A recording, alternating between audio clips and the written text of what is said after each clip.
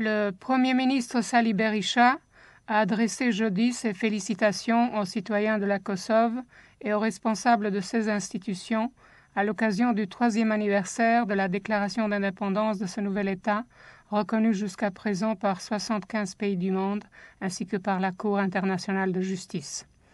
Durant la réunion du Conseil des ministres, qui a coïncidé avec la journée d'indépendance de la Kosovo, le Premier ministre a déclaré: Në 3 vjet ekzistencë, shteti I ri dhe I pavarur I Kosovës.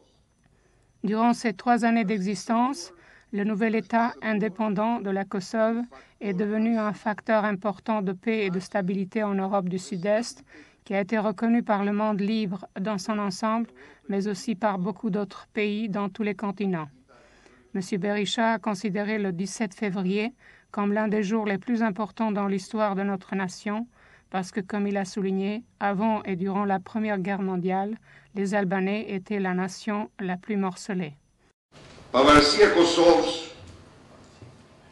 përbën pa dyshim faqen më të ndritur të historisë sonë kombëtare. L'indépendance de la Kosovo est l'une des journées les plus importantes et les plus mémorables dans l'histoire pluriséculaire des Albanais.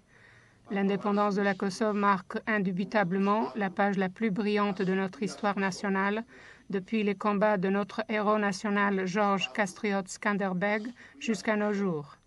Alors que l'indépendance de l'Albanie était conjoncturelle, car cet acte fut accompagné du morcellement de notre nation en 5 États, a souligné M. Berisha. Le Premier ministre a estimé que la déclaration de l'indépendance de la Kosovo était le couronnement d'une résistance surhumaine des Albanais pour la liberté et la dignité nationale.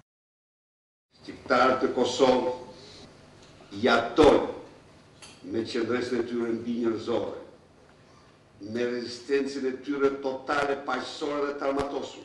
Les Albanais de la Kosovo ont réussi à transformer leur cause juste et loyale, leur cause pour la liberté, en une question de conscience des nations libres, unies dans l'Alliance de l'Atlantique Nord, cette alliance qui décida d'entreprendre, pour la première fois dans son histoire, au nom des droits des Albanais, les plus puissantes frappes aériennes contre un régime barbare qui avait soumis 2 millions d'Albanais aux pratiques d'extermination et de génocide, a conclu M. Berisha.